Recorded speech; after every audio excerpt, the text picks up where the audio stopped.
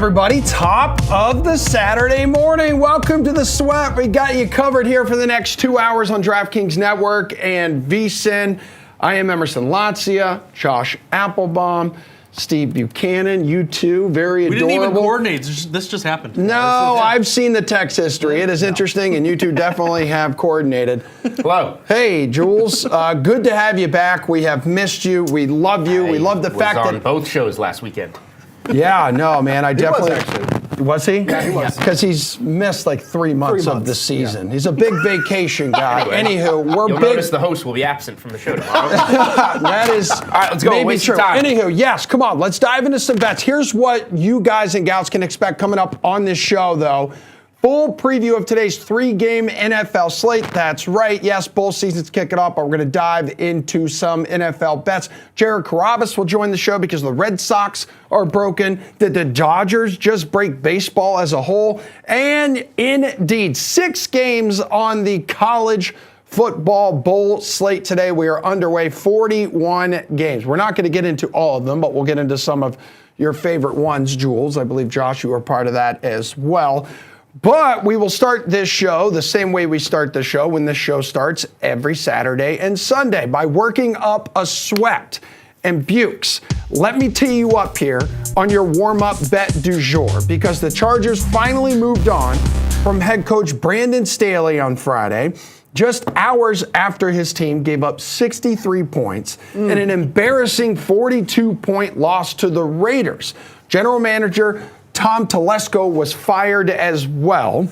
So Staley, 24-24 in his 3 seasons as an NFL coach. That's not great.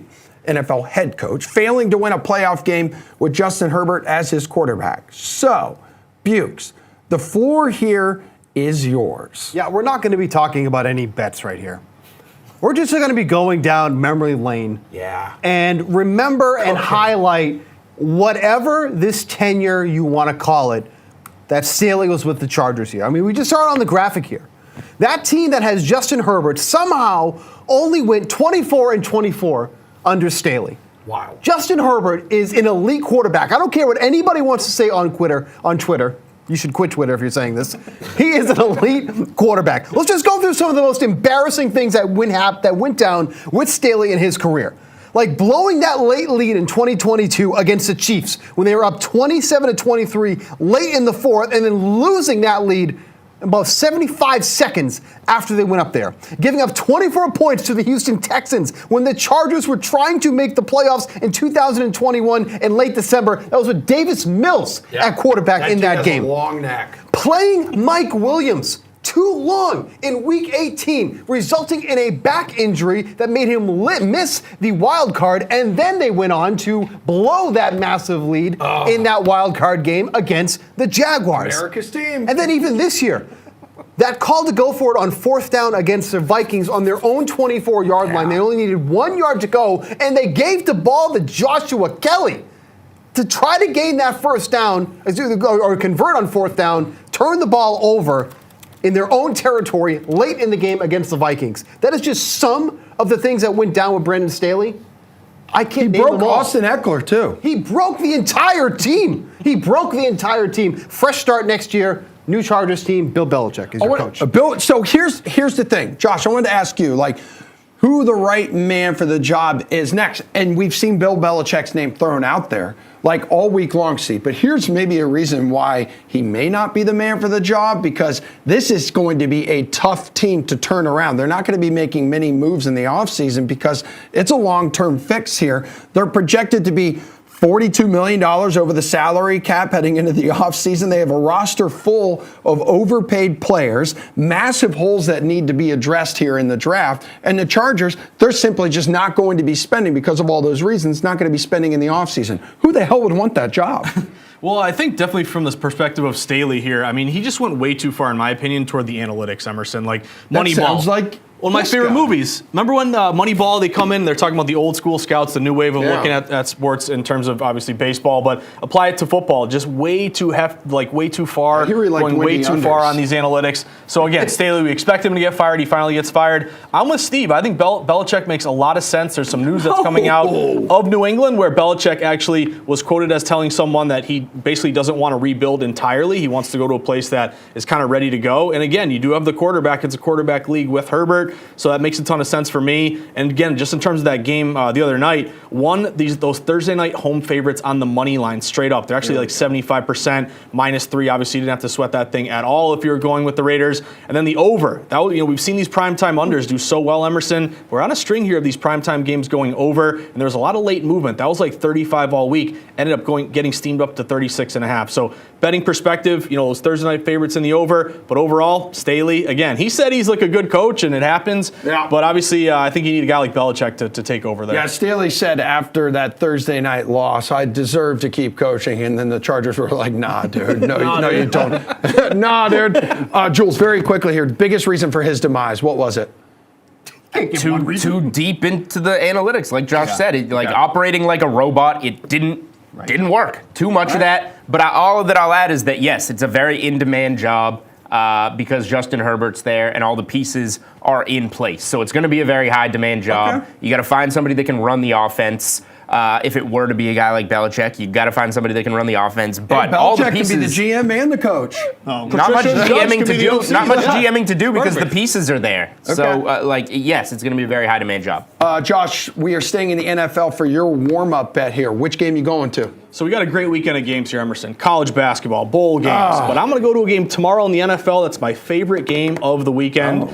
The Buffalo Bills. Circle the wagons, Emerson. Break the tables. Light yourself on fire. It's all about the Buffalo Bills. For me, I'm not. No, don't light that's obviously a low blow to Bills Mafia here. But I love this spot for Buffalo. This is one of my favorite system matches. Fade the trendy dog. You might hear me say it now and again. Other people will say, popular dogs have fleas. It all comes back to the same sort of thought process. Haven't heard. You never heard that one before? Popular dogs have fleas. That's a new one for you. No, dude. Yeah, same thing. Fade the trendy dog. Or you can just say, "I like the Bills" tomorrow. Well, I want to set it up as the reason why. I want to see why I like the Bills. Again, the public loves betting favorites. When they load up on a dog becomes popular, becomes trendy. Therefore, I want to bet against that dog. Now, the last 2 weeks we've had two perfect examples of this.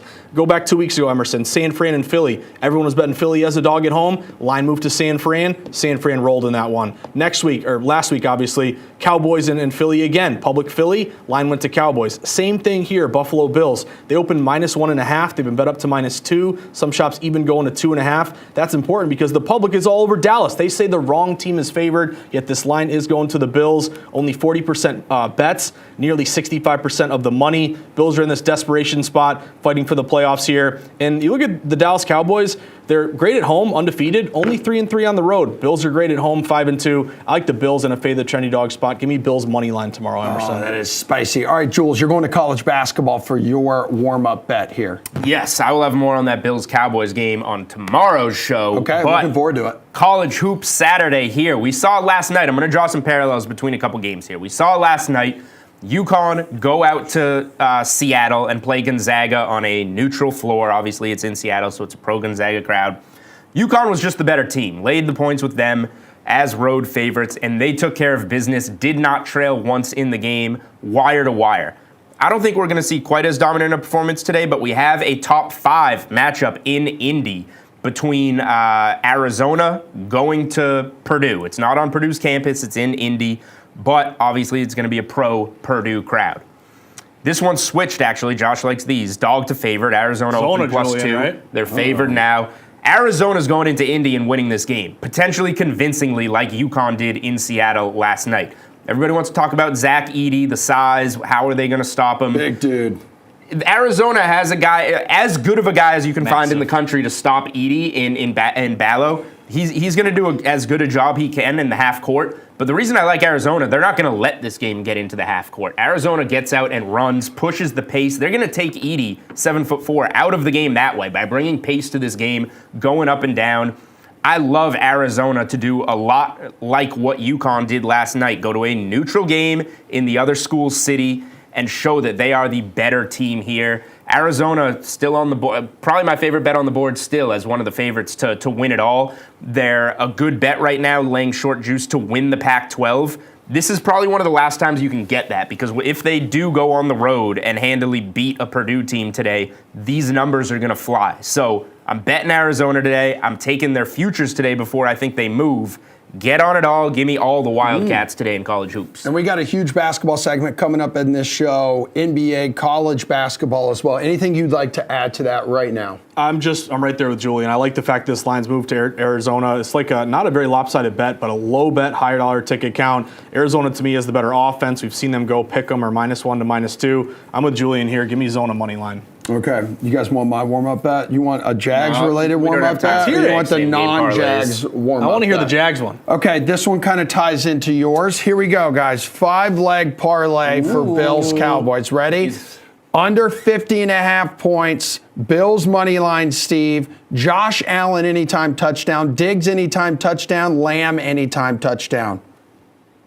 Plus 3,000 odds. You're going to be rich. Throw $5 on that. Yeah, plus 3,000 odds on that, baby. Huh? Yeah. I'll give out my Jags bet later. You will miss 4 out of the 5 Yeah.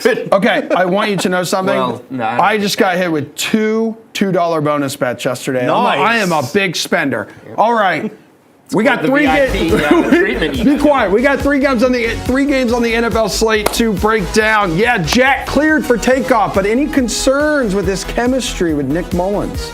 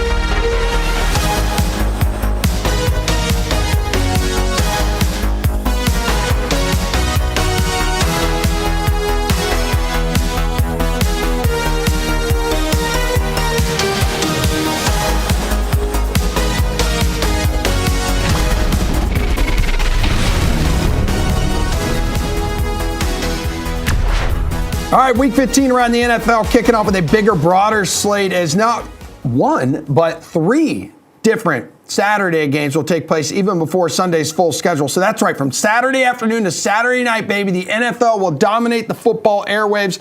Starting 1 o'clock Eastern time, Bengals have won 2 straight to get back into the playoff race behind Jake Browning. Vikings winning 3-0 over the Raiders last week. Lowest scoring indoor game in NFL history, which tells you everything you need to know about that offense, which will now be quarterbacked by Nick Mullins.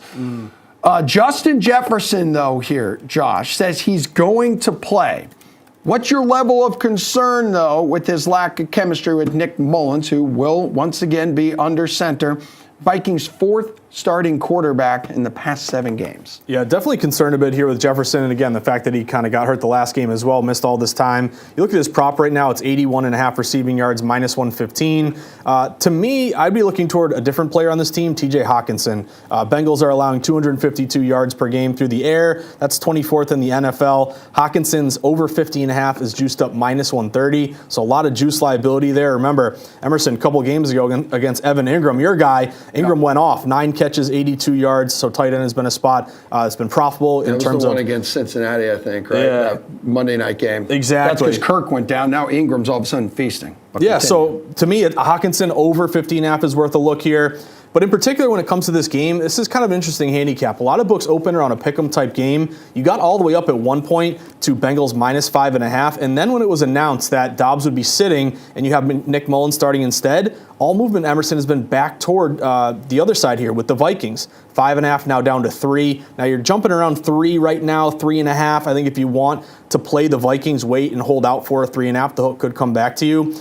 But angle here, only 22% of bets are on the Vikings, yet late movements in their favor. So I think it's an easy play to just say, hey, Browning's playing well. Since he's at home, short number, lay it. But there is some resistance, and this line is going back a little bit toward Minnesota. I think if you get 3.5, I'd look toward playing the Vikings here. All right, Bukes, what's the move here with Jefferson? Because he comes back after missing, 7-8 games. Then he is knocked out immediately, and he ends up watching the Vikings-Raiders game on his phone in the ambulance on his way to a Las Vegas hospital last week. I think actually this suits Justin Jefferson better to have Nick Mullins under center. I mean, Josh Dobbs is not somebody that goes deep downfield at all. Like throughout the year, he was averaging less than 6 yards per pass attempt, where we have Nick Mullins, who is more than willing to go deep downfield. Like if you go back to 2020 when he's seen the most action in his career, 29% of his throws were of at least 10 yards or more. And Mullins has also been fairly accurate when he's been on the field too as well. Career 65% completion percentage, 77 adjusted completion percentage. So I think this actually bodes well for the type of game that they want Justin Jefferson to do. It's just a matter of how healthy is he going to be, coming back really now from 2 injuries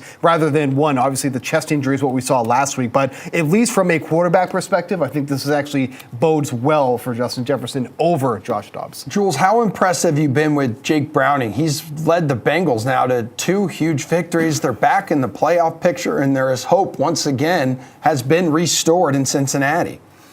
It's been pretty impressive what Browning has done, and I understand the sharp angle on Minnesota this week, but what do we think this line would be with Burrow in? -6? -7? I was going to go 7. What do we think the drop-off has been so far from Browning to Burrow? Not that Browning is Burrow, but how he's playing. He's getting them, a pretty good chunk of what Burrow would be getting out of this team on offense. Now, eventually, he may fall off or at least slow down, but at home against a Minnesota team, a lot of scrambling parts on offense. I will take the public approach to this game. I think that we're getting a discount on Cincy with the way that Browning is playing, and the Vikings are a team that we just can't totally trust them yet. They could absolutely show up in this game and look better. It's hard not to look better than they have at least last week. But this Cincinnati team, as poor as they've been this year record-wise and another slow start, this Cincinnati team has still been very good, and they've been peaking as much as they can peak with Browning right now. So I think that they're still operating at 80% of what they would be with Burrow, and that's enough for me to lay 3 in this game with Cincy. And Steve, I know how much you love taking a trip down Narrative Street. Let's not forget that Jake Browning was on the Vikings practice squad in 2019 and 2020. This is a massive revenge game. Might as well not even play the game for him, Steve. Yeah? Let's move on. Okay, my question for you, really quick, because there's been a lot of talk about backup quarterbacks, though. Real talk. That's what every team has right now. Right, and we're going to talk about another game coming up that also is a battle of backup quarterbacks, but the importance of having a good backup quarterback in the NFL has never been more evident than this season, right? Yeah, of course. I mean, but truly, like, how many teams have a backup going right now? Like, it feels like almost half the league. Like, we just got news this morning that Case Keenum is going to be playing for the Texans this week because C.J. Stroud can't go. They're not going to go with Davis Mills, so they're going to the backup basically at this point with Case Keenum. Third string. That is called third string. I like to call backup. Okay. But yeah, it's just been like, truly, like, where some of these teams are, even with the backups, like, and Julian was just talking about it here, how good Browning has been. Because even if Burrow was in, you said maybe this would be -7. At -3, I think is still more than generous with the Bengals. Like, I like him to cover in this game against the Vikings. But yeah, it's been so incredibly important because so many teams have just dealt with injuries this year. Even though Minnesota's been one of the best bets when it comes to covering on the road this season, 5-0-2 ATS.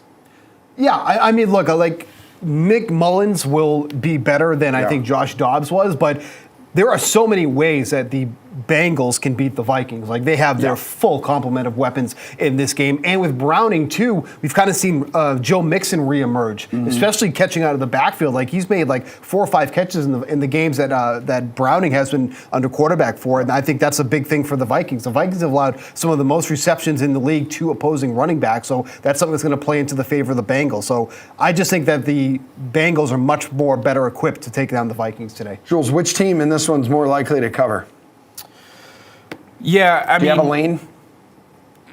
So hold on. Which game are you asking me that? The game we're talking about, the Vikings and Bengals. Yeah, I just gave you I just literally laid out why Cincy's going to cover. What about the total? The total, I would lean under. I think that Minnesota's still going to struggle. You're so confusing. Do I have a lean on the game? I just literally broke down the whole game for you. I would lean under because I think Minnesota's going to struggle, and it's still Jake Browning, and Minnesota's been playing well. There's more money coming in on the over in the game. Short week with the Saturday game, early kickoff with the Saturday game. I would lean towards this maybe being a little choppy, maybe even looking first half under, coming out of the gates a little slow, but not nearly as strong on that as the full breakdown of the game on the Bengals that I gave you before you asked me again. That was absolutely electric, which is why I asked you again. Josh, I already know your lean when it comes to the spread, but as bad as Minnesota's offense has been, their defense was lights out against that Raiders team. So are you going to put trust into that unit delivering again and going with an under? So I do lean under a little bit here just in terms of a data-driven play, Emerson, because you do have, as Julian mentioned, a majority of bets going over. We've seen Browning put up a bunch of points here last 2 games, but it opened like 41 with the total. You are down to 40.5 at some shops, despite the public going over. Non-conference unders, Emerson, that's been a really good angle this year. 42-25 to the under, 63%.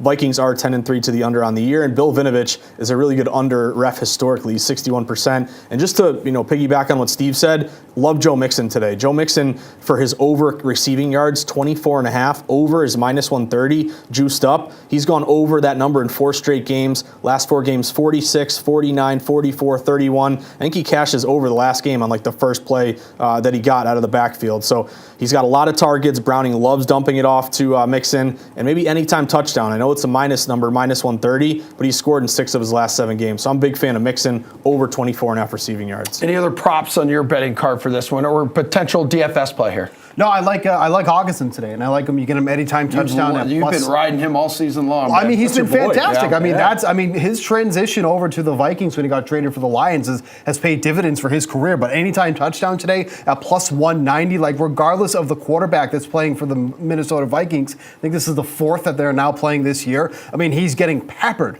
with red zone targets, 13 red zone targets on the year. That is tied for the 3rd best in the league amongst all tight ends, tied right now with Mark Andrews. So obviously he's going to pass him at some point. But you have the Cincinnati Bengals, 6 touchdowns allowed to that position. That's tied for the 3rd most in the league. So TJ Hawkinson, getting him at an anytime touchdown +190. Like that play a lot. Jules, top prop in this one?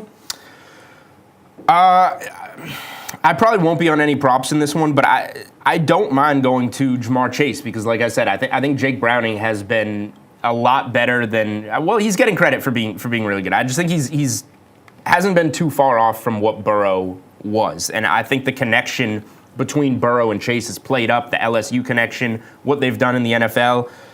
The first game that Browning was in there, 11 of 12 targets completed for $149 and a touchdown at a game in Jacksonville that you were crying, weeping in the stands, Emerson.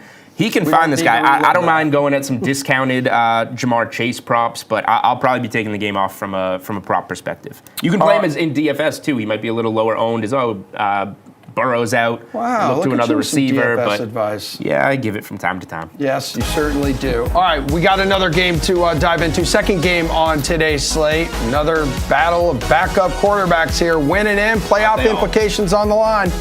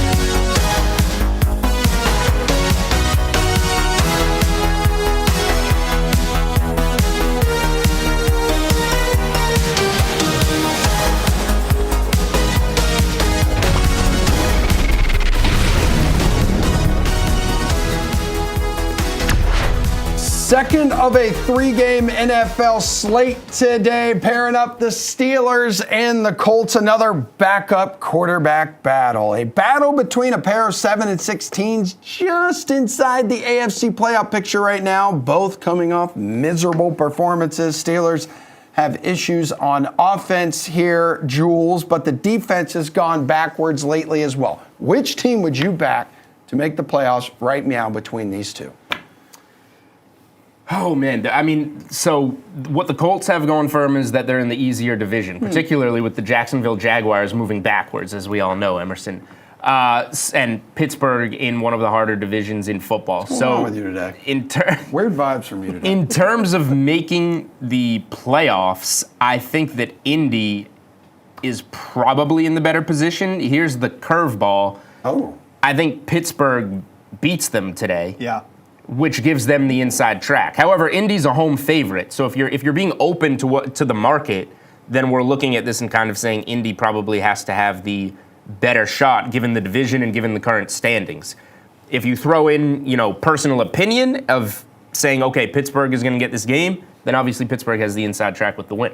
Steelers to make the playoffs. No minus 280 Bukes. Yes, plus 220 currently. I don't know if we can throw that graphic up that we just had here, but because it will kind of help my point here a little bit. But what's been the crutch for the Steelers has been how good that they've been defensively. Yeah. That's really what's brought them to where they are at this point. Because if you look here, that points per game here. So Pittsburgh is averaging 16.2. The Colts are averaging almost 25 points per game, except they have an identical record at this point. But the Steelers' defense has been what's really carrying them. And then they get T.J. Watt back here today. Hutchinson's going to be playing too as well. So they have both of their edge rushers in this game. Getting Gardner Minshew under pressure, he just absolutely crumbles in that type of situation. So I think the Colts are really going to struggle to move the ball. But that is the key point there for the Steelers. If those guys remain healthy, I think they have the better track to make the playoffs. I do like them to win today. So like Julian said, that kind of gives them the inside track to do so. But it's disappointing because the Colts have a really strong offense. It just kind of feels like they can't put it together for the whole 60 minutes from end to end. And that's been their biggest downfall throughout the season. So as I just mentioned, Steelers, yes, to make the playoffs, plus 220 in the DK Sportsbook. For the Colts, plus 125 is yes. Yeah, so if we just go based upon the betting market and kind of take our personal opinions aside, betting market says Colts are more likely to make the playoffs. Now, both teams are no's minus numbers, so both expected to miss, believe it or not. But as you mentioned, Emerson, no is minus 280 for Steelers. It's more of a coin flip here for the Colts. Colts are plus 125 to make it, minus 150 to miss. Also look at their adjusted win totals. If you look at the Steelers, they're 8.5 right now, over minus 135, so kind of juiced up to win 9 games. You look at the Colts, they're 9.5, but juiced down to the under minus 150. So you're kind of splitting hairs here, but again, the odds makers are telling you Colts have the better, chances here to make the postseason. And again, look at the remaining schedule. The Steelers are going to play the Bengals. Again, we thought they'd be a cakewalk when Burrow got hurt. No, Browning's been decent. That's going to be a tough game. Seahawks are a tough game. Ravens are a tough game. If you look at the Colts, they have the Falcons, the Raiders, and the Texans. You could theoretically go 3-0 in that 3-game stretch. So then, Bukes, what would you want to do here in terms of the spread? Steelers feel like one of the last teams anyone really wants to bet on right now, especially after 2 consecutive home losses to the Cardinals and Pats. No, I like them today. I really do, because again, like I mentioned here, the defense for the Steelers, I think is what's really going to carry him there. If you look at the Steelers and how their offense has performed or hasn't performed, I guess you can say. They haven't scored, more than 16, 18 points in the last 4 games at this point. It's been terrible at this point. And you have Mitch Trubisky, who doesn't play well into this offense. He's not going to be throwing deep downfield. So you almost kind of take George Pickens out of the mix, kind of take Deontay Johnson out of the mix here. One thing that is also really going to benefit the Steelers today, the Colts are just absolutely horrible against the run. And Najee Harris has been carrying the ball about 14 to 17 times per game at this point. Jalen Warren's been in the mix here too as well. If the Colts aren't able to stop the run, and then they're not going to get anything going offensively because that defensive line for the Steelers is just going to be all up in Gardner Minshew's face, then where is the offense going to come from in this game? Where are the points going to come from the Colts? So I think this is a great spot to back the Steelers here. You can also tease them up to get them up to 7.5 too as well if you're going to do a teaser for today. So I think that's 2 ways you can play the spread here in favor of the Steelers. Steelers are 2-0 ATS this season with the rest advantage, Josh. I really like the Steelers in this spot. This is my no sweat bet of the day. I'm sure I'll have to sweat it anyway. That's a little premature. little tease things away. But hey, I'm gonna tell you why. I'm just excited about the Steelers today, Emerson. I can't hold back my love for Pittsburgh. But this reminds me, guys, of the Bills game against Kansas City last week. If you guys remember, public was all over Kansas City, but KC opened -3. That line kept sinking like a stone. 3, 2.5, 2, 1.5, 1. Same exact thing here. The Colts open -3. This line continues to fall. You're all the way down now to Colts -1.5. Some books maybe even going to 1. Now 1, dude. That's what I love. That's why I told you it was no sweat bet. That's called steam. That's called steam, guys. Rest advantage Thursday versus Sunday. And Mike Tomlin, again, Tomlin is so different, dog versus favorite. Favorite, he's got a losing record ATS. Saw that against the Patriots last week. Tomlin as a dog, 4-3 ATS this year, 55-30 ATS, 65% in his career. And guys, keep an eye on the over here. I know they don't have a great offense, but it did rise 39.5 up to 42.5. Colts are 5-1 to the over at home. Only 38% of bets are going over, yet it rose. I think you get a higher scoring game. I like the +1.5 with Pittsburgh. You like that Colts side at all, or we got a clean sweep? No, we're gonna clean sweep it. So, Colts probably get this one, but it's true. I'm back in the Colts. What do you think? Yeah, I'm back in the Colts. I'm an AFC South Perfect. guy. All right, so that saves the board there from the graphic of death. Yeah, I mean, Pittsburgh is on the road here. The Colts have been solid. We have two similar teams in terms of the standings, but we mentioned Tomlin as a dog. I know he's a slight dog in this one. Steelers with the rest advantage. Steelers on defense should be able to limit what Indy is able to do. And I actually think that Pittsburgh here, indoors, in Indy, this is a cushy spot to get that poor offense going a little bit. They've moved on from Matt Canada. Things haven't gotten that much better. This is a spot, I think, that Pittsburgh's offense can improve a little bit. And that little slight improvement is what I think can potentially help them get this game and stay in the fight. I know they're in the playoffs if we started right now, but we saw the price. They're a huge plus dog to make it, and that's because those teams under them have the same exact record and are probably better teams. They're just anticipating along the way that they're going to finish with better records because they obviously don't have the tiebreakers. This is a spot, one of these two teams can really pull away for a playoff spot. I do like Pittsburgh on the road here. Bukes, Colts have a 9-4 over record this season. Steelers, though, 3-10 over record. Yeah, so you literally have the best over team against the worst over team playing each other here today. Something's got to give, Steve. I mean, the last game, they're right.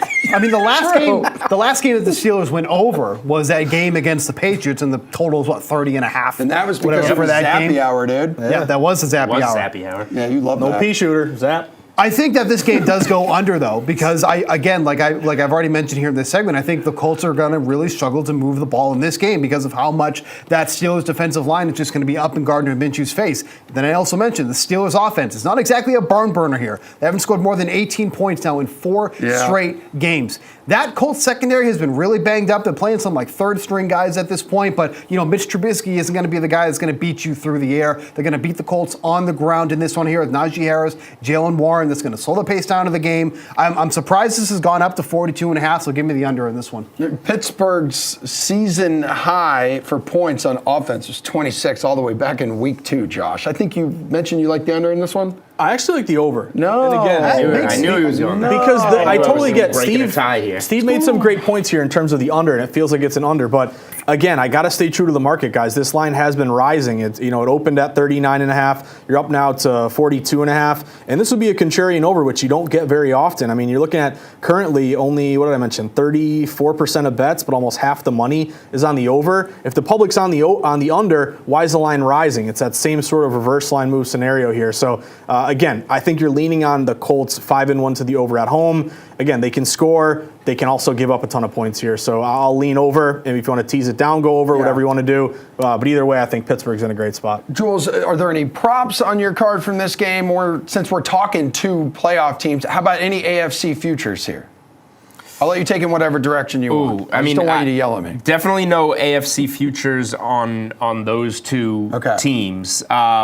If I'm betting the AFC, I'm probably looking at Buffalo, and I know it's a team that Steve bet at a good price to miss the playoffs, but if there's a time to come back and bet them to make the playoffs, it's probably now, and I'm hinting away at what Josh said about the Bills getting it against the Cowboys today. I'm hinting away at where I'm going to be tomorrow on this game, but not necessarily that they'll make it, but you can play the market. Like if you're Steve and you have that good plus price on the no, like now, really before the Kansas City game was the time to take the yes, but there's still a little bit of time here to get that. So that's where I would look in the AFC. I think Buffalo is the most intriguing option. I mean, right now, yes for the Bills to make the playoffs, -115. No, -105. Oh, they need to lose. Are you getting a little nervous about that all of a sudden? They need to lose tomorrow. They really need to lose tomorrow against Dallas. Good spot tomorrow. Break the table. Because you said if that bet hits, you're bringing in donuts for everybody. And then once they make it, we can light Emerson on fire and slam them through a table. Hell yeah, brother. All right, Denver and Detroit. We're breaking it down next.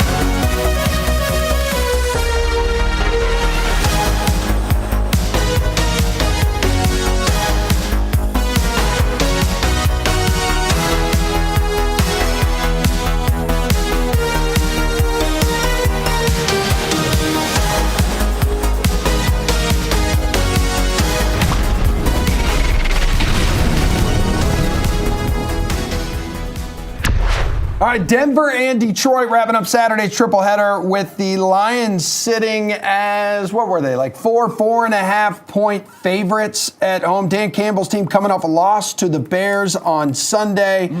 And the shine of his club wearing down a little bit. 2-3 ATS over their last 5, 3-3 ATS at home this season.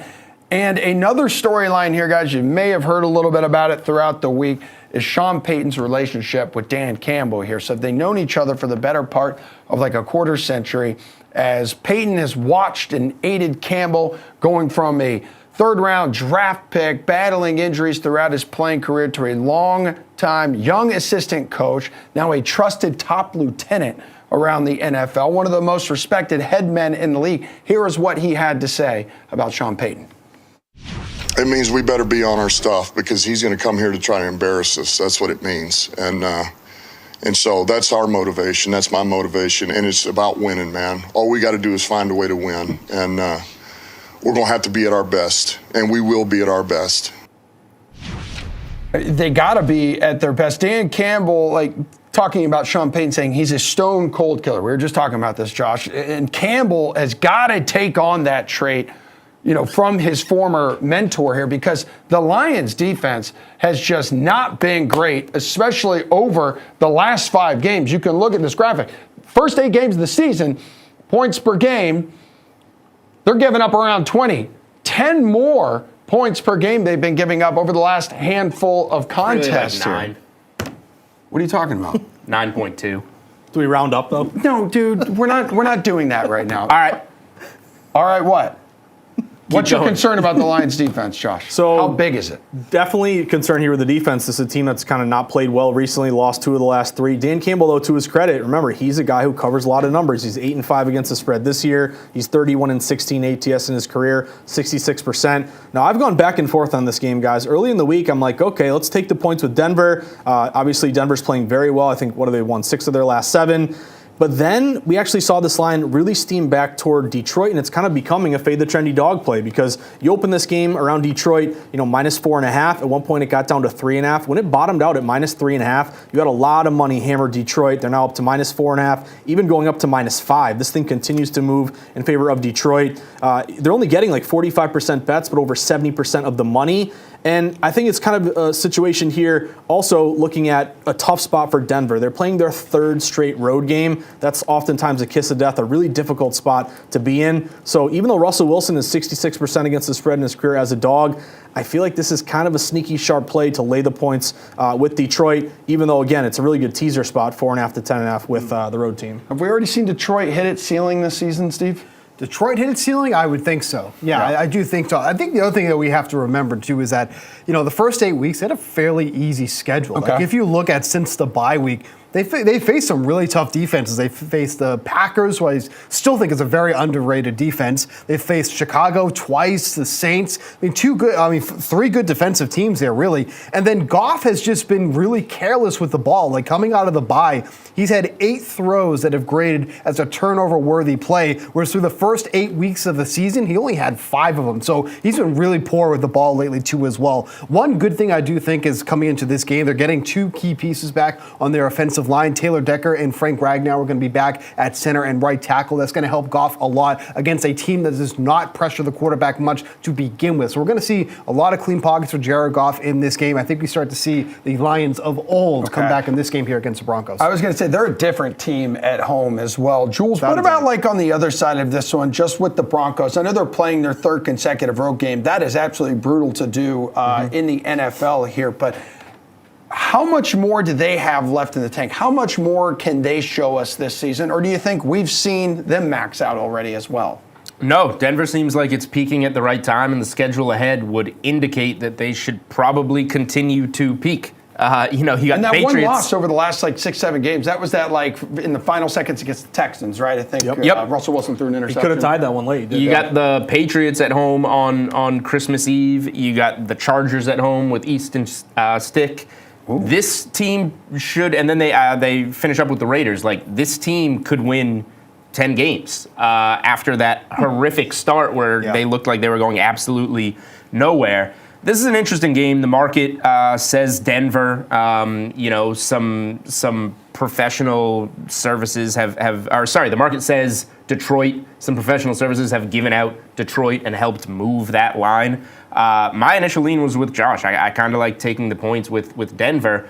I think it's we should see some points, but I'll respect the market and stay away from the side on the spread and say that this is the perfect teaser point to get this up to 10.5. I like Denver to begin with. I'm a little cautious because of what the market has done. But if you get this to 10.5, I feel very comfortable about this staying within that range. So then you're the lone one on this test and taking the Lions. I do like the Lions in this one. It's amazing, too, because if you look at, Julian just said how bad that start for Denver was. They started 0 for 6 against the spread to start the year. They've gone 5-2 since then. But that being said, I really think Denver is going to struggle to stop the Lions offense in this game, whether it's through the air or on the ground. They've allowed the most rushing yards in the league right now. They have to deal with both David Montgomery and Jahmyr Gibbs. They also struggle against opposing tight ends, and who has been utilizing the tight ends more than anyone in the league? It has been the Lions with Sam Laporta and how good that he's been. They've allowed the 3rd most receptions and the 2nd most receiving yards to opposing tight ends. So you've got 3 legit weapons that you have to worry about, and that's before we even start talking about guys like Amon-Ra St. Brown. I mentioned how the offensive line is going to be the best it's been in the past few weeks now as well. That should give Jared Goff a lot of time to throw against a team that does not rush well at the quarterback either. So I'm more than comfortable in laying it here with Detroit. Okay, and then in terms of the total, Josh, the Broncos have gone under in 7 of their last 8 games here. Definitely a clash in styles here because, as you mentioned, you have kind of differing factors. One team leans over, one team leans under. You have seen historically, even with Russell Wilson, since he's taken over and come to Denver, I think he's to the under, I want to say 8-5 this year, 19-11, 63%. So he's been a big under guy historically. And then primetime unders, the 30-16, 65%, although the last few have been going over. But what's the market doing? It has risen a little bit. It opened at 47. It's up to 47.5. Some books even 48.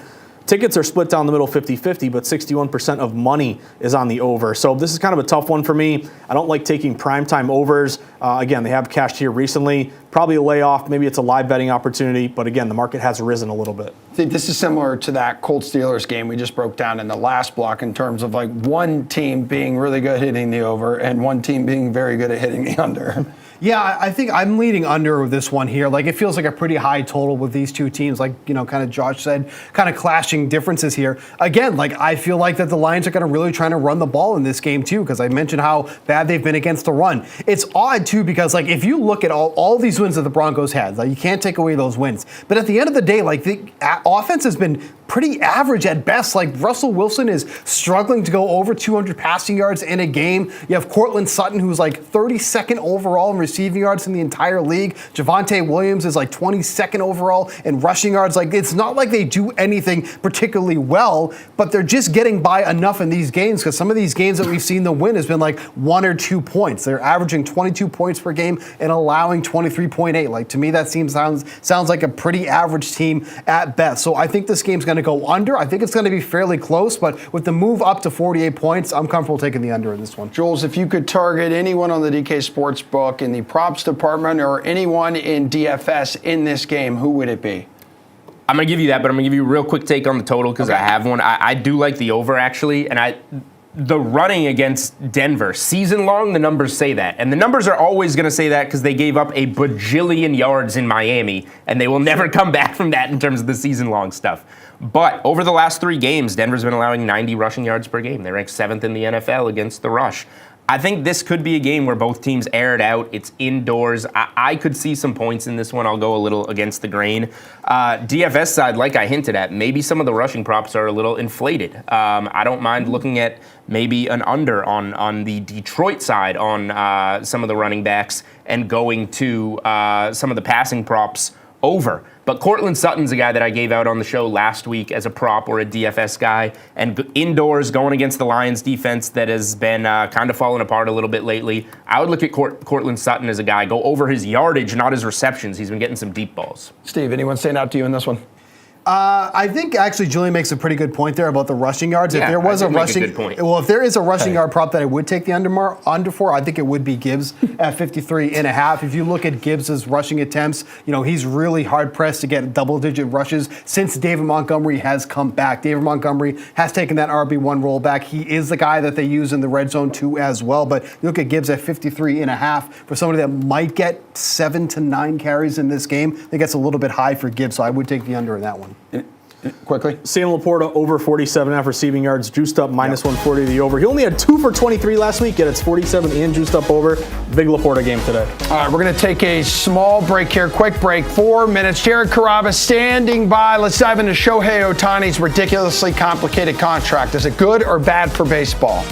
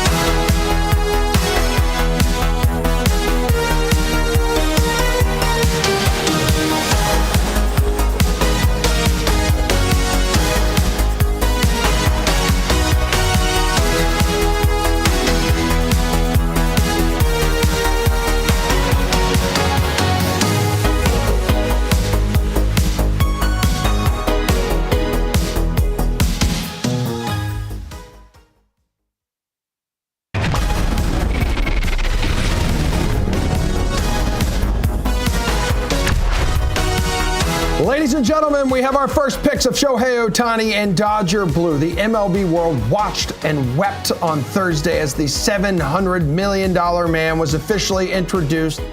I had the meeting with the Dodgers, the ownership group. They said when they look back at the last 10 years, even though they made the playoffs every single year, won World Series ring, they consider that a failure. And when I heard that, I knew that they were all about winning, and that's exactly how I feel. Well, we knew that whoever did end up landing Ohtani would go the first year without him in the pitching rotation, which is an area LA addressed by acquiring Tyler Glasnow from the Rays along with Manuel Margot. So the deal was contingent on Glasnow signing an extension with the Dodgers, and the two sides finalizing a 5-year, $135 million deal. The Dodgers now atop the World Series odds board on the DraftKings Sportsbook, with the Braves and Yankees, Astros, and defending champion Rangers right behind them. Let's dive into all this fun stuff right now with Steve Buchanan and the emotionally distraught Red Sox fan, Jared Carrabis. Good morning, Jared. We have missed you. How are you? Happy holidays. Yes, happy holidays to you as well. I'm not emotionally distraught. I'm apathetic. I feel nothing. I have no emotions at all. I've just kind of, I have shifted from Red Sox Jared to National Baseball Jared. My passion now is talking about the game as a whole. I have removed myself from the conversation as far as my Red Sox emotions go, because I have no faith. I have no faith in it. Yep. You've always been an unbiased national baseball reporter, and which is why we appreciate you making time for us here. This is a historic contract for Shohei, Jared. I've seen some folks out there say that maybe it's bad for baseball, especially the whole deferral aspect of it. Which side of the aisle are you on here?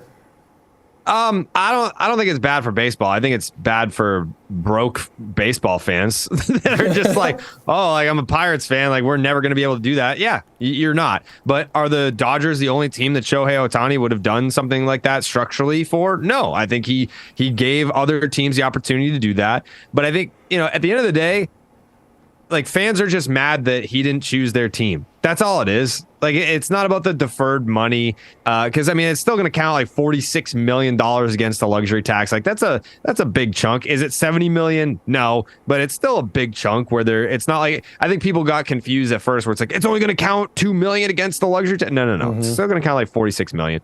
But the Dodgers made themselves a destination for free agents. You're on the West Coast. By the way, gone are the days that the New York Yankees are the team that everyone wants to go to because they just have the most money and they can outbid everyone.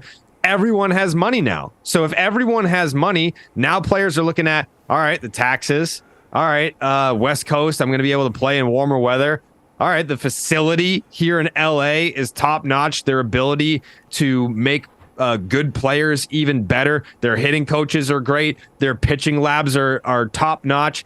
And they win every year. Shohei Ohtani just played for the Angels. Of course, he's going to want to go somewhere where winning is almost a guarantee. And the Dodgers are that. And maybe not in the postseason, but you could also make the argument that the postseason is somewhat of a crapshoot. But the Dodgers are going to roll out of bed and win 95 plus games and get into the postseason. Yeah. So, with this roster, they could go 162-0 and still lose in the NLDS. But Bukes, we know Ohtani isn't going to throw a single pitch next season. So his focus here is going to revolve around offense and offense only. So what would you do with him in MVP markets right now? Well, that's the thing, too. In the National League, it is just so overloaded with actual MVP candidates. You look at the odds on DraftKings Sportsbook right now, you got Acuna, you got Betts, you got Ohtani, Harper, Freeman, Tatis, and then guys even down the list further. Corbin Carroll's at 18-1. Trey Turner's at 22-1 right now. Austin Riley is 25-1. There's so many good players in the National League that I am not looking to bet MVP right now because it is a wide open field, whereas not so much is more condensed in the American League. So Ohtani only being a hitter is obviously a big hit here because when he's won the 2 MVP awards, of course, he was pitching too, but him just being a hitter is going to be putting him in the running with a lot of other legit hitters in that one there. So I'm not looking to bet on Ohtani. I'm taking some of those logger shots on someone like Trey Turner. Yeah, and back to Glasnow here real quick, Jared. We know your love for this guy. We know the man crush that you have on him when healthy. On each other. Okay. Hey, listen, when he's healthy, he's one of the fiercest pitchers out there, and that's a big win. He hasn't been super healthy his entire career.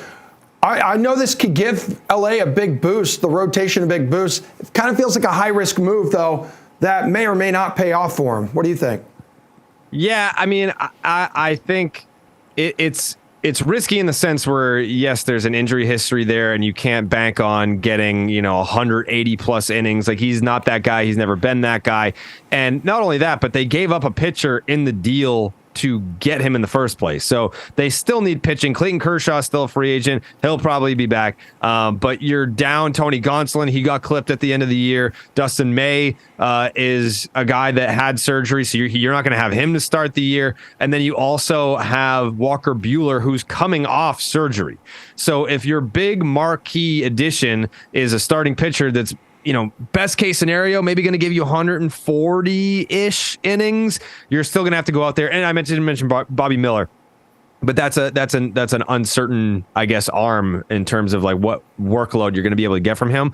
Like, they're still going to have to make some moves, and whether or not that's Yamamoto, I don't know. Yeah. But I think that they're making moves now in preparation for Yamamoto going elsewhere. But even if they signed Yamamoto, they still would have needed to add multiple arms to make up for those innings. Yeah, and like Shohei was part of that recruiting effort, right? By the Dodgers for Yamamoto. Imagine like you got Shohei sitting across from you. There's Mookie and other studs like on this team. So Steve, you think even like with them in on Yamamoto right now, whether they land him or not, like, is now the time to hop on Dodgers futures, or it's like the number's too small now to even touch? Well, like division winner, like I'm not even looking at that right now. It's at minus 270. Like, they're the biggest favorites to win their division out of any team in Major League Baseball right now. Closest to that is the Braves to win the NL East, and that's at minus 220. When you look at that minus 270 for the Dodgers, you're talking about an implied probability of 73% chance that the Dodgers have to win this one here. And of course, their roster is absolutely stacked.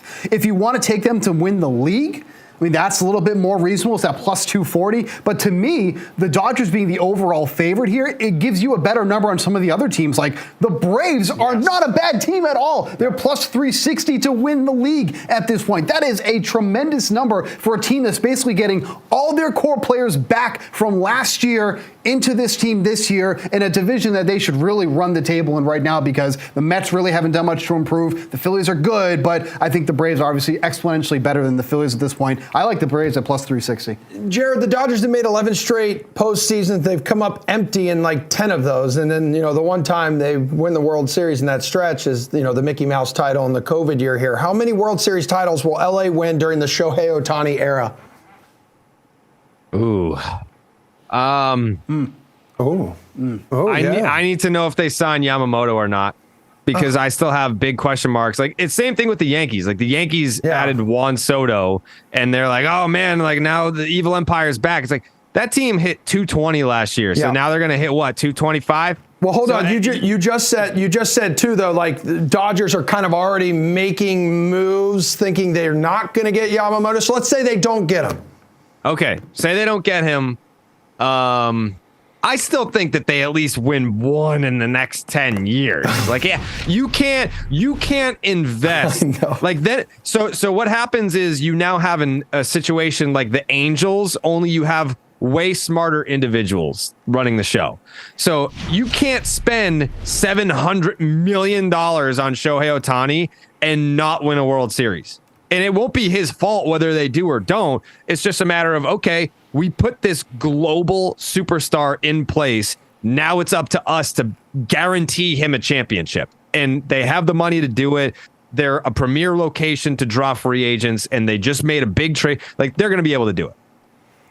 You have the Royals, teams like the Royals. We'll get you out of here with this. I think they've spent more than $100 million already in free agency. Your Red Sox have spent $1 million. What the hell is going on? $1 million. I wish I had an answer for you, Emerson. I wish I knew.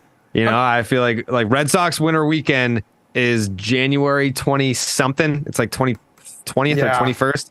I've never met Craig Breslow before. I'd love to be able to sit down and talk to him and just be like, walk me through what's happening. Like, because if they're like, hey, we're in on all these guys and we're making solid offers and we have a valuation for these players and we're right there and they just go somewhere else or it just doesn't work out. Like, I just want to know that they're trying, because right now it doesn't feel like they are. Like, they're in on certain guys, but then you don't even hear any rumors really. Like, we know that they met with Yamamoto, but like at this point, who didn't? Like, that doesn't even make me feel special.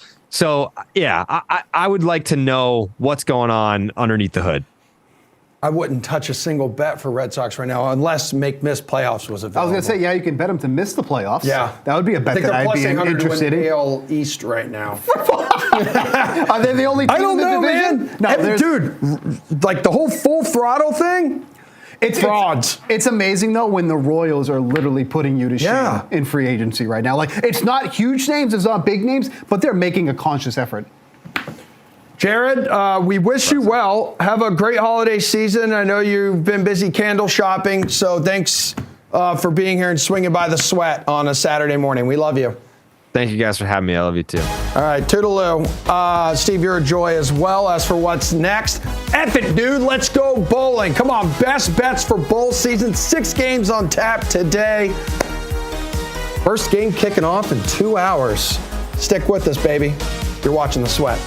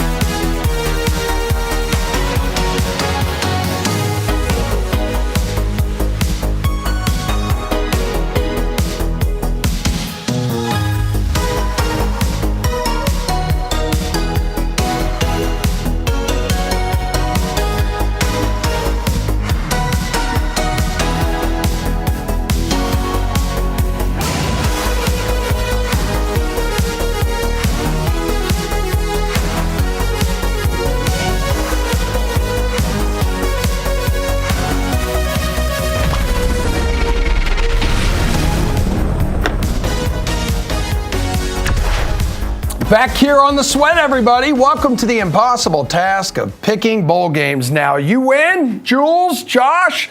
Take a look at your screen. We got 7 games on tap, baby. 42 bowl games as a whole in the last season of the 4-team college football playoff era. So, of course, the transfer portal, coaching changes, opt-outs, all part of the game now, which means these lines have fluctuated quite a bit, right? Yeah. Over the past couple of weeks. One might even argue these bowl games are meaningless, but tell that to first-timers such as James Madison and Jacksonville State here. We all know this is going to end with the 4-team playoff. Again, final year of it. Guys, let's start there. We're still a few weeks away. Jules, how about Saban going out before Alabama plays Michigan and grabbing a Wolverines assistant, hiring him right now? I love that. Chess, not checkers. Yeah, a very Belichickian move here to very much is. Infiltrate the Wolverines, get some information. We know what he's doing here. Yeah. And they're going to need all the info they can get for a game like this. So I like the move. I think that these things, there's so much prep time. This isn't like if you win, you get the week for the national championship game. There's so much prep time for these that every little detail matters, and this is a detail-oriented move. All right, Jules, just real quick, if you could bet anything right now with the Final Four, whether it's between Michigan, Alabama, or Washington and Texas, what's it going to be? Just like we talked about on the show last week, I'm rolling with the public on Alabama. Roll Tide. I think they're going to win that game against Michigan. Michigan hasn't seen anything like an SEC champ that just took down Georgia. Okay, right now, your early bet, in case anybody missed our show last week. Wolverines. Arrgh! Wolverines. What the hell? Is that a sound a Wolverine happened? makes? What do you think? I don't know. I'm extremely. What about Wolverine, my favorite X-Men back in the day? Wolverines. I love Michigan in this spot. Yeah, you know that's not the mascot. It's not that actual Wolverine dude. Well, what about that it's an animal. that Heisman commercial where they got the box when he gets out and hurts, who was it, the running back? Yeah, there? how about that bad? that. How about that bad, huh? I love Michigan, though, in this spot, all jokes aside. This is the ultimate fade the trendy dog play. You currently have over 78% of bets going with Alabama. This is one of the most heavily bet lopsided games you're ever going to get. But where's the line moving? It opened pretty much -1.5 Michigan. It stayed 1.5 Michigan. Well, there were some, yeah, you're right. So there were some twos, did come down a bit. We're starting to get back up now, maybe to -2. Either way, you're still showing Michigan as a favorite, even though you have such heavy lopsided betting here on Alabama. To me, it's a spot to bet against the public, and you really want to go contrarian in the most heavily bet games, which this is going to be, obviously. So I'll go money line here, -120, and obviously psychological warfare by Saban bringing in the assistant. But to me, that's kind of more, I don't know, smoke and mirrors here. I think Harbaugh can play the angle of, maybe the public doesn't believe in us. You can kind of play the underdog. My God, I love Michigan here in this spot. No one believes in them. I do. Lay it. Yeah. Harbaugh, J.J. McCarthy, future Raiders. You heard it here first. Okay? Both of them. Yes, both of them. Okay. Absolutely. You give a hot take from time to time. Package deal. Indeed, I do. New Mexico State, Fresno State on tap today, so 5:45. New Mexico State in the New Mexico Bowl. I'm sure they're like, sweet, I know my way around here. What is your bet in this game? Who likes this one? Do you both guys? Both you guys? Actually, we both have a bet in this game. Yeah. Okay. One of the few today. You go ahead. You go first. I bet New Mexico State back at -2.5. I think, 3, is it still 3.5 right now? 3.5, it's floated around 3. I think 3.5 is about as far as I would go, but I'm comfortable with it. These two teams, if we were lining this game a month ago, Fresno would be laying like a touchdown, but it's not a month ago, it's now. Fresno's gone completely downhill. New Mexico State, one of the best teams ATS all season. They're going to have their quarterback in this game. Let down against Liberty. I think now they're going to, get back to what they were doing, winning and covering games here. What about you, Josh? I'm with Julian. I really love New Mexico State in this spot. And I think if you take a step back, you got to approach these games differently than you do regular season because there are so many factors that apply to these games that don't apply to the regular season. So when I'm looking at bowl games, guys, one, I like to look at line moves because they're typically driven by respected money, and then also opt-outs, coaching changes, transfer portals. You got to do your research here. So shout out to my buddy Adam Burke at VSiN. He did a great job compiling every bowl game, all the opt-outs, coaching changes. You can find that at VSiN.com. Make your life a lot easier. But Julian mentioned it. Line move to New Mexico State. They open -1.5. You're up to -3.5. They're getting 67% bets, but 88% of the money. So it tells me the sharper wagers are on New Mexico State. Fresno's quarterback opted out. Logan Fife, he's not going to play. Also, Fresno's head coach, Jeff Tedford, he's out for health reasons. So you don't have your quarterback. You don't have your head coach. They on a 3-game losing streak. They're really fading here at the end. And then a little cherry on top for New Mexico State. This game is going to be played. You know where it is, Emerson?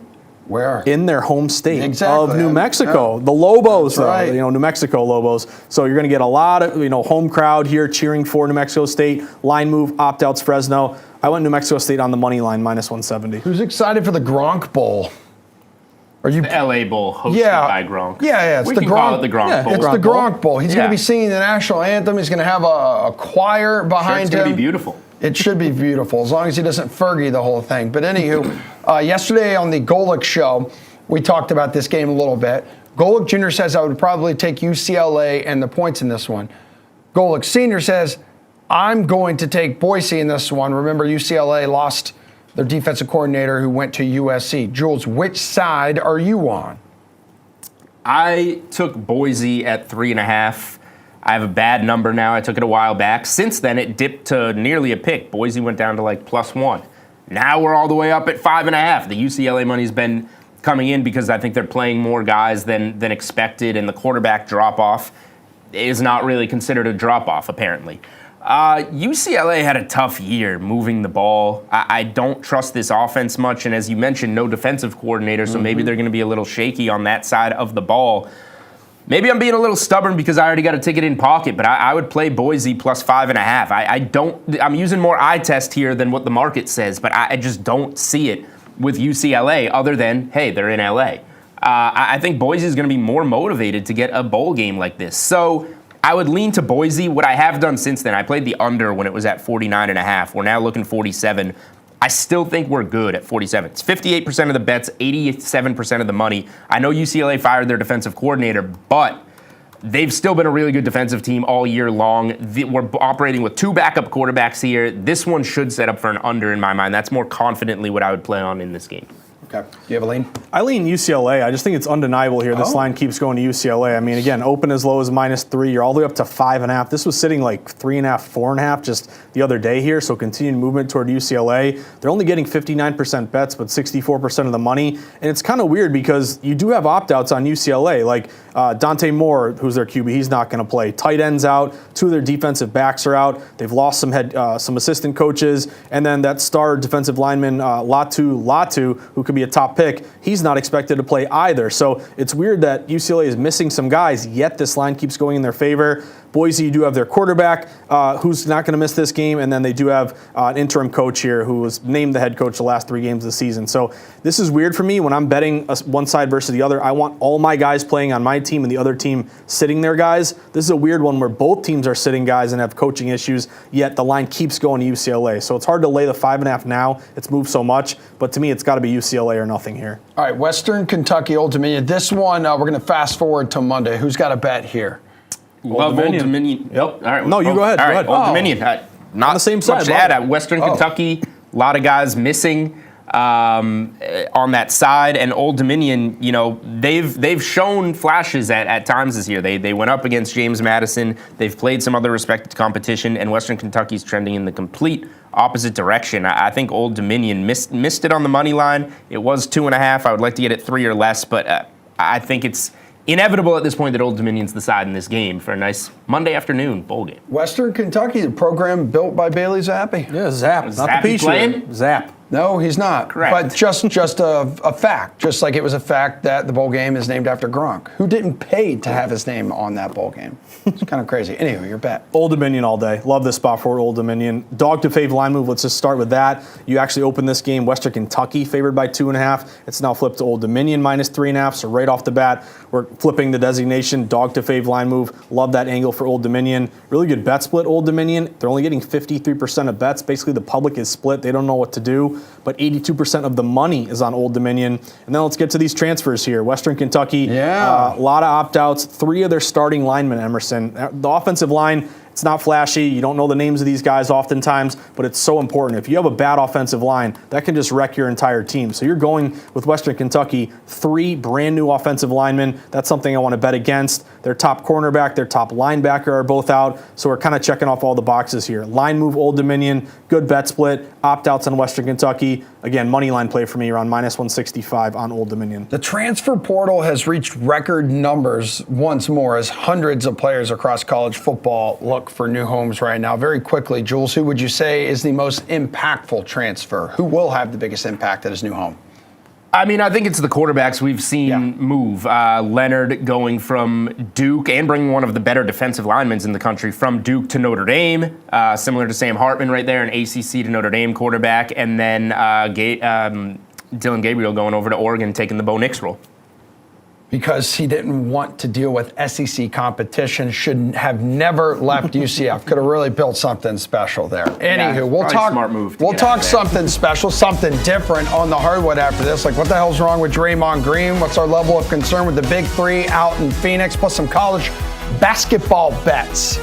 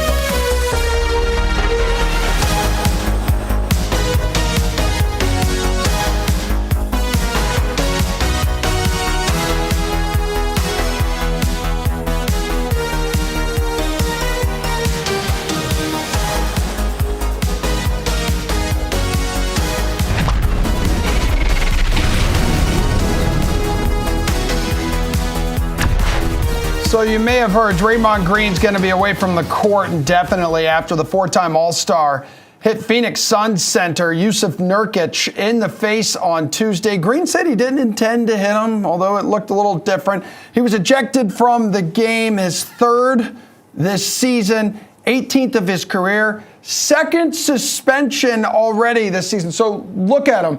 Played 9 games, suspended for 5. Played 6 games, and now suspended indefinitely. He has just as many suspensions as the Detroit Pistons have wins. Jules, That's a great stat. That is a great stat, and it is a fact, and those numbers do not lie. What's the Warriors' solution here to their Draymond Green problem? And I know their problems run much deeper than Draymond Green. Yeah, I don't have a solution. A lot of times I can be able to give you a solution in NBA. They need to do this, move that. I don't have a solution. Draymond's been a key ingredient to their success over the years with his intensity, his physicality, a lot of good things that kind of bring the NBA back to like the 90s and give you that type of guy that you need to win, that enforcer, that protector. But he's lost his marbles. Like I don't know what he's doing out there. He's stomping out Sabonis. He's punching Nurkic in the face. He's putting Gobert in a headlock. There's a fine line between like competing, playing hard, being a little bit dirty or making the opponent uncomfortable or whatever you want to call it, and just being a lunatic on the court. And Draymond Green right now is a lunatic on the court. Yeah. So he's handling what he needs to handle, but I don't know how the Warriors get out of this. There's nobody they can't move Klay Thompson or Draymond Green. And Klay's been struggling himself. Klay's been struggling. Wiggins, who was arguably the second best player in the NBA Finals behind Curry when they beat Boston, Wiggins has been dreadful. They moved him to the bench the other night. Out of, having Steph Curry, who's still an elite piece, top 5 player, I don't have a solution. You can't trade guys. You can't do anything other than they have some good young pieces. Like, let a Kuminga develop, but that's just internally. There's nothing they can really do here. What's the sports betting fallout like here? Has it screwed with futures numbers? Because Draymond was a crucial piece. I mean, whether you want to argue on the offensive floor, he's a big body for him. They don't have many of them left right now. Yeah, I think it's moved numbers in terms of make to miss the playoffs here, Emerson, because if you look at the Warriors right now, they're 10-14, they're outside the playoff picture. I mean, they're looking more at just making the play-in tournament at this point. And again, they have all this, pedigree here where they're probably just saying if we get in, we'll be dangerous. That's all we care about. But let's look at the odds right now. To make the playoffs, yes is plus 125, no is minus 155. Now the fine print there is you got to make not the play-in, but the actual playoff seedings. To participate in the play-in tournament, they're minus 120. So this is kind of a coin flip right now. What'll happen with this team? And Emerson, I got an answer for you. Intervention. They need an intervention with Draymond Green. I'm a big Sopranos fan. Sounds like that kind of is what's happening. Well, so part of this disciplinary action for him, too, is he has to have some meetings with folks high up in the league, and he's also, I believe, required to go to therapy. And hopefully that helps, because you heard a quote from Steph Curry. He said he can't do what he's been doing. He knows that. We know that. Everyone knows that. So again, I think the conundrum here with Draymond Green is that he gives you that gritty intensity, kind of that chippiness, dirty play that actually you kind of like and championship teams need.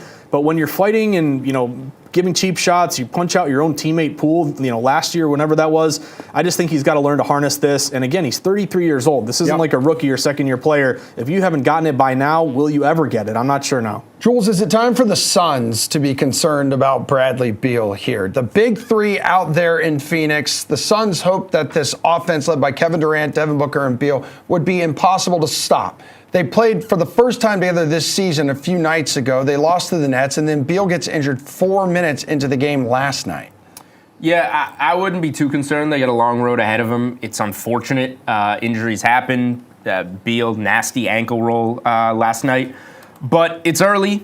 They're fine with Booker and Durant on the floor, and they have other wings in your Eric Gordons, your Grayson Allens. Yeah. They brought guys in that can fill those minutes. They're sitting 10th in the West right now. So problem is the record. Is now the time to maybe start looking at some Suns futures?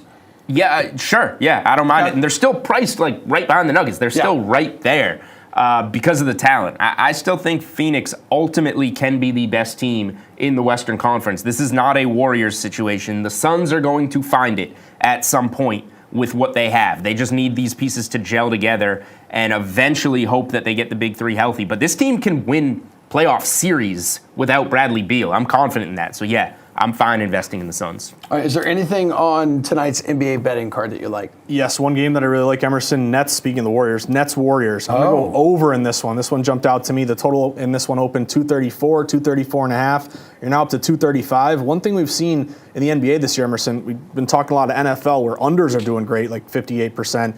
You look at the NBA, it's been an over year. Really, even though the odds makers might be jacking up these totals, adjusting it, inflating it, you're still seeing overs 199 and 163, 55%. When the total is 230 or more, those high totals, they're flying over 76 and 48, 61%. Non-conference overs are 57%. And again, no Draymond Green. You're losing some defense there, so more of a wide open game, more scoring. Both these teams are top 13 in pace, they're top 16 in offensive efficiency, and they're bottom 14 defensive efficiency. So I'm going to play Nets Warriors over 234.5. Jules, Pistons going for their 23rd straight loss in Milwaukee, and the Bucks minus 1,600 on the money line. Yep, not laying 17 with the Bucks. I will lay 5.5 with the Clippers. The Knicks last night get the big win over the Suns. Jalen Brunson goes for 50. Now you're going to road back-to-back against a team in the Clippers that has come on lately. They've been playing really well. But bet of the night, bet of the NBA season right now is Kobe White's points, rebounds, assists prop since Zach LaVine has been out. He's 7-0 to the over on his points, rebounds, assists prop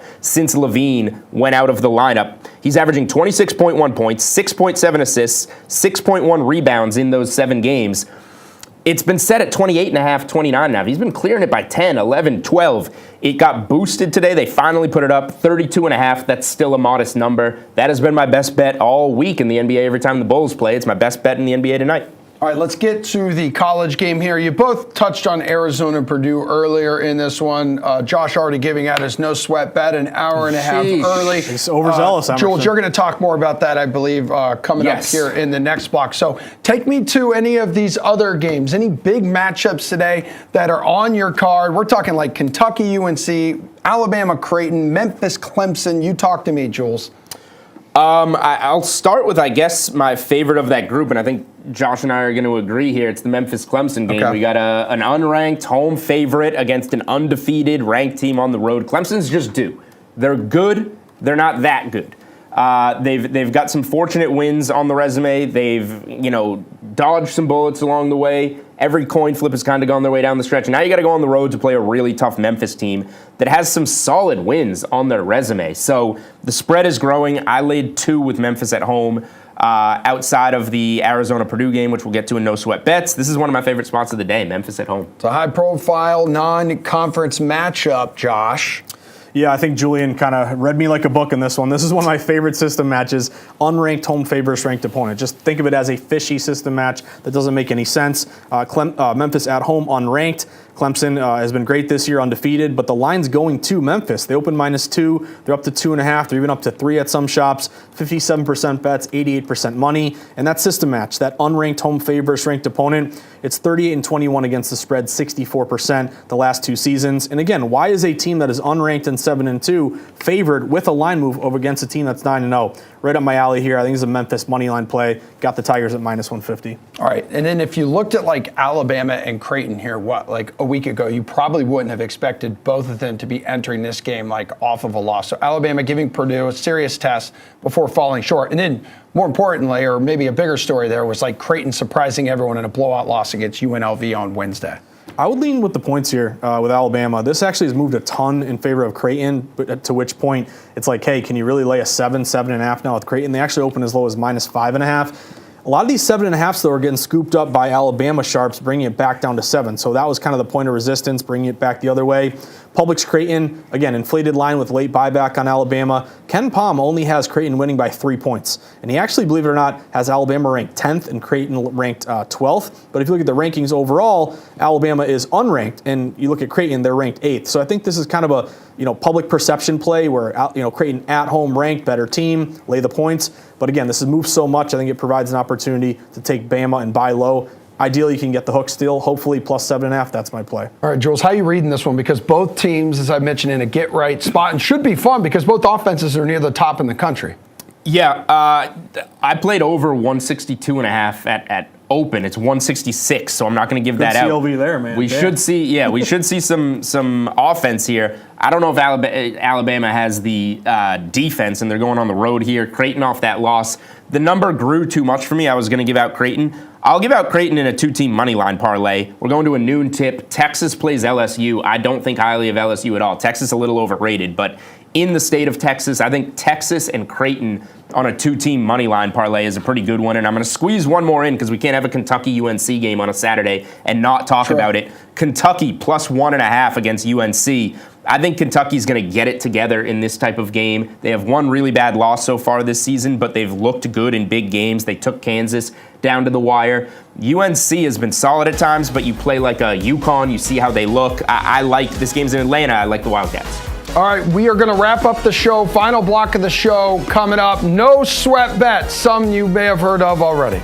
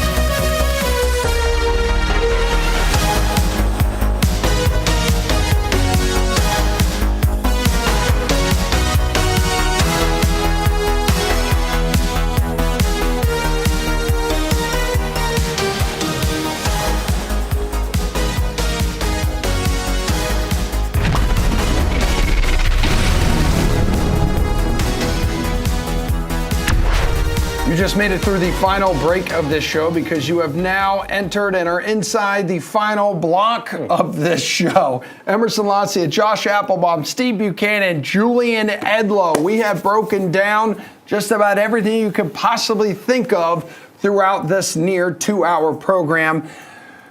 3 games on today's NFL slate, gentlemen. Vikings, Bengals, Steelers, Colts, Broncos, Lions. And you, sir. Here we go. You, sir, are bringing a system play into play and into the minds of the folks watching us at home. Does it have anything to do with crosswinds? No crosswinds today, Emerson. All right, Steve, relax. Pretty good. This could be a good system. That's a good start for Steve. Yep. A military academy unders, by the way. Did get that under Army Navy if you're able to jump on it early enough to where it didn't fall too much. But here's the system for today, Emerson. Saturday road teams. I'm trying to rack my brain to figure out why Saturday road teams do so well. But if you look at Saturday road teams, again, NFL, we got these Saturday games, which are great now. Something to keep an eye out today and moving until the end of the season. But Saturday road teams are 40-23 against the spread, 64% since 2011. So again, what's the reason for that? You know, short rest, you would think it would be the home team's advantage. Saturdays, is it with the home team, it's just a weird spot for them where they don't have that advantage? I'm not really sure why. But for whatever reason, they've continued to cash year in and year out at a pretty consistent rate. So your options today would be the Minnesota Vikings. And what I'm looking at in that game is, do you get the hook back with the plus 3.5 Minnesota, since he's a big popular play, since he is currently getting 79% of bets. But a lot of those 3.5s are down to 3. So it looks like Minnesota was a little sharp. My favorite play of the day is Pittsburgh. And you guys were right. Little sweat steam across the market. We said plus 1.5. It got down to 1. This thing might be getting to a pick'em. I'm not sure, but it's moving toward Pittsburgh. That'll be my favorite road team of the day. And then Denver, Detroit. Again, Julian and I think we're kind of on the same wavelength here. Denver looked good early, but it's kind of evolving into a lot of sharp late buyback on Detroit. So if you're playing Denver, my only angle would be a pick'em play, teaser, plus 4.5 to plus 10.5. Again, road teams have done great. My favorite one, Pittsburgh. NFC underdogs have been getting it done over the last 4 weeks as well. How about this? They've covered over 72% of the time. This system applies to 3 games this week. That includes today's showdown in Cincinnati. Right? Yeah, hey. Nice. Hey, system. You know what else you could do? My system's brother. System from brother. another mother. Oh, yeah. I got a good idea. You know what else you could do? What? You could watch the games and just make your own assessment. 100%. Why? How do you think I built all of my same-game parlays? Huh? I go with my heart and my mind and my soul. And that's why you lose. No, actually, no. I'm striking about 80% here. I do want to put one hole. Okay. And this guy drill him, dude. Drill that hole in there. He says, here's the system, but I don't know why it's a system. That was basically what you just said. That is true, which does scare me. But numbers don't lie. Why? So maybe someone out there on Twitter or on the live stream, why is it road teams do well? Julian, what do you think? All right, here's what I think. I think that numbers don't lie, but also the numbers could be random here on Saturday games. Numbers are numbers. Who gives a flying you-know-what that it's a Saturday game? It's a PG-13 show. That's why I said flying you-know-what. But who cares that it's a Saturday game? That means nothing to me. But it is a variable. Nothing. The body clock is different. You're not used to playing Saturdays. Clock. What is the reason why? I think Thursday games, that comes into play. Sure. But Saturday, I don't think it. I think it's more a randomness in the number that as time goes on with these Saturday games, I would probably expect that to even out because there's not really a reason to buy into that trend. It's a trend, but we don't necessarily have a reason yet. So if it stays, then sure, okay, short. I guess the 1 day short has an impact here.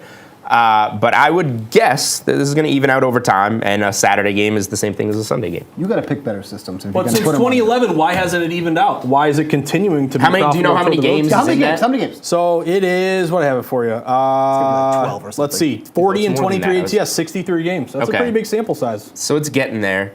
And it's getting there? Yeah, that seems like a good sample, so it seems like it's there. So here's the friendly Let's see how it does the rest of the year. We're going to have... Well, there's 4 weeks left in the regular season. No, hold on. I know, but we have a handful of Saturday I want to hear games. what he has to say. The friendly wager is, if we get 2 out of 3, 2 or more road teams covering today, Steve, donuts on you tomorrow, big man. Well, can you do it next week? Because I may not be here That's right, tomorrow. you're not going to be here. Darn it. Next week. We're talking about covering here. All the road teams are. We all like the Steelers. I was going to say, it was a clean sweep earlier in the show, right? All of the Steelers. Steelers. Like the Bengals. You guys like the Lions. I don't hate Denver. I don't like Denver at all, though. Why don't, all right, so why don't you like you Denver actually again? like the road teams today is Why- the what was problem. your- You think the road teams are going to go 2-1 probably. What's your beef ATS. with Denver? I like the Bengals, I like the Steelers, and I like Detroit. So I like 2 of the home teams. Oh, you like 'Cause the I home get- teams. get Oh, so right you think spot. the trend? Okay. Yeah. Why don't I like the Broncos? I just think that they're a very average team. And I think that the Lions have just endured a tough part of the schedule because they've been playing a lot of good defensive teams. Some of those have been lucky wins. And You're right. and then they get 2 important pieces on their offensive line back today, and the Broncos cannot stop the run at all. And I think that's going to be their biggest detriment today is that this is going to be a run-heavy game with Montgomery and Gibbs. Jules, let's get to your no sweat bet here because we didn't dive super deep into Purdue and Arizona last block because Arizona money line appears to be your no sweat bet. Please tell us why. Yeah, I started the show with drawing a lot of parallels to the UConn and Gonzaga spot last night. UConn goes on the road favorite, neutral, quote-unquote, court in Seattle, but obviously a pro-Zags crowd, and UConn was clearly the better team and put a pounding on Gonzaga. I don't think this one is quite the gap. I think Purdue's probably a little bit better than Gonzaga, but Arizona is what UConn has been. Arizona's a powerhouse. I think they're going to go on the road to this neutral court in Indy and just prove that they're the better team. I think Arizona matches up very well with Purdue. Purdue's guard play, Arizona maybe has better guards. Purdue, the X factor, Edey, he dominates teams in the post. They can't handle a dude that's 7'4". He goes for 20 and 10 every game. Omar Ballo is as close as you're going to get to having a big dude that can put a body on him and try and make some progress here. But that's when the game slows down and is in the half court. I don't think Arizona's going to allow that to happen. Arizona's going to run, and that's what's going to be why Purdue can't hang in this game because they can't play or defend at that pace. So give me the Wildcats in a huge road game here to come out, get the win. You're going to see the odds to win it all move. You're going to see their odds to win the Pac-12 move. Get on it all before this game because things are about to change in the landscape of college hoops. You got anything to add to that? I am definitely with Julian on Arizona. I am going to disagree with Julian on UNC, Nice. though. Yeah, Nice. UNC, Kentucky. I like UNC in that spot. Everyone's betting Kentucky. Kentucky is getting upwards of 80% of bets, but the line is moving to UNC, like pick 'em -1 to 1.5. So money line play there, but I hope we both cash with Arizona. Good for you, man. Brotherly love right there, you know? Bukes, no one loves tight ends on this desk more than you, my friend.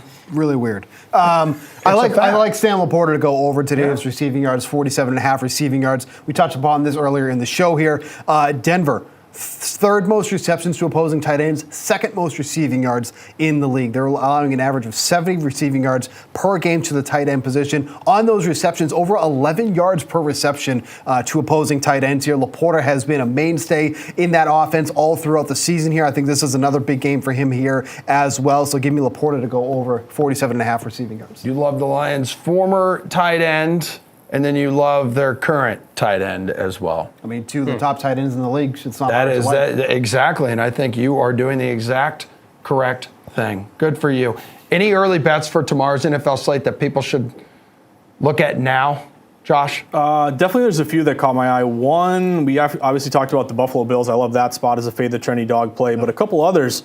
Steve, you're going to puke in your mouth. New England Patriots plus the points here. What? Patriots open getting 10.5 against Kansas City. Remember, this is the game that was supposed to be Monday night, flexed out. Patriots are seeing the line move in their direction. Plus 10.5, down to 8.5. Some books are down to 8. Public is still riding Kansas City, saying, again, they're going to get right. They can't lose 3 in a row. I don't expect them to lose this game, but can the Pats keep it close?